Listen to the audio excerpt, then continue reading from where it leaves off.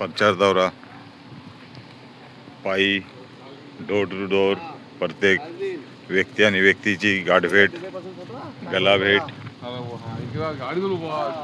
कुठलाही स्वार्थ मनात न ठेवता एक सच्चा कार्यकर्ता म्हणून जनतेची सेवा करण्यासाठी आज ह्या निवडणुकीच्या रिंगणात मी उतरलो आहे.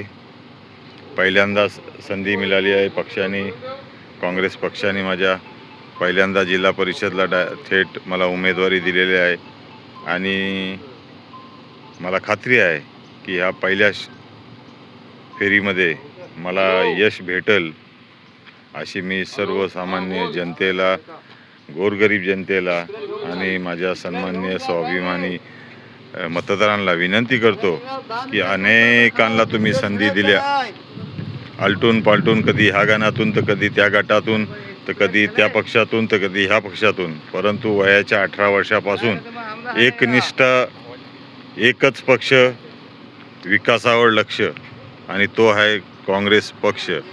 सर्वसामान्याचा पक्ष, जात भेद न मानणारा पक्ष, सर्व धर्म समभाव, हेच फक्त पक्षाची ध्येय धोरणं. सामान्य जनतेपर्यंत विकास पोचला पाहिजे हेच लक्षात ठेवून आम्ही सर्व तलागालातील कार्यकर्ते आज पक्षाची गावोगावी जाऊन उमेदवारी मिळालेली आहे आणि त्या उमेदवारीचा फायदा पक्षाला तर होईलच, परंतु जनतेलाही होईल. कसा? पहिले जनता, नंतर पक्ष आणि मग इतरांकडे लक्ष, पण पहिला लक्ष हा सर्वसामान्य जनता आणि फक्त विकास.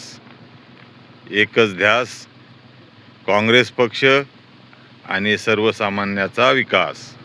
जमीर मगजनकर, रत्नागिरी जिल्हा परिषदेतील भीमलोली गटातून